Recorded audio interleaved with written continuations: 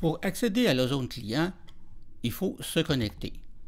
Pour ce faire, il faut saisir l'identifiant ou l'adresse de courriel ainsi que le mot de passe qu'on a reçu lors de notre première inscription.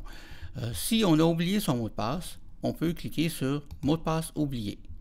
À ce moment-là, le système nous demande de rentrer notre adresse de courriel ou notre identifiant. Donc,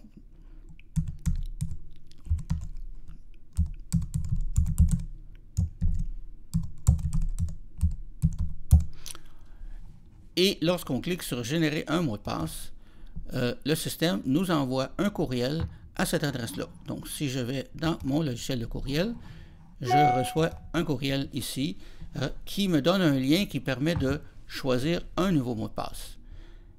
En cliquant sur ce lien, on arrive sur le site et on peut choisir un nouveau mot de passe. Le système nous en propose un qui est composé de lettres, de chiffres et de caractères spéciaux aléatoires, qui est très sécuritaire.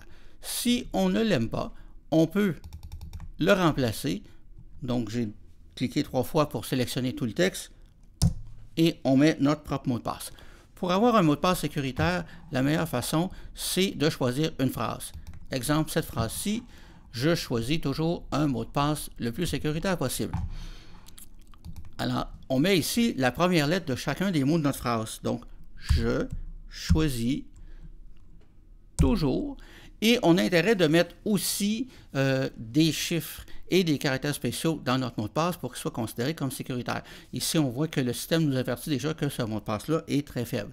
Donc ici, je mets 1 plutôt que la lettre U.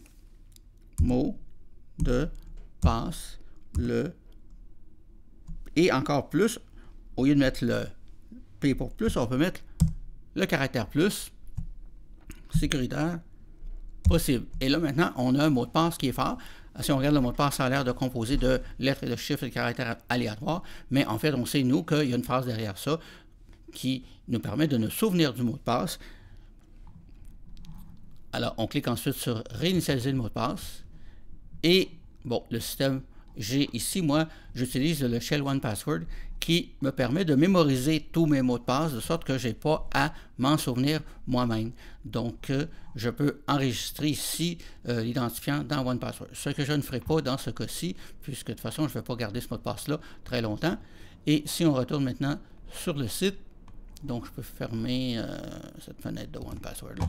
Alors, ça me dit que mon mot de passe a été réinitialisé. Je peux maintenant me connecter. Donc, pour se connecter, là maintenant, on sait notre mot de passe. Donc, je peux taper mon identifiant ou mon adresse de courriel.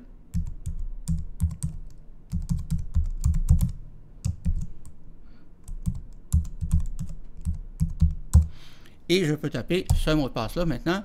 Donc, je choisis toujours un mot de passe le plus sécuritaire possible.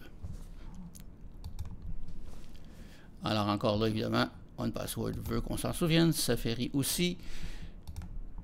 Et là, on se trouve connecté sur le site. Donc maintenant, si je regarde ici, c'est marqué me déconnecter, ça démontre bien que je suis connecté. Alors je peux aller regarder mes réservations, mon profil photo, etc.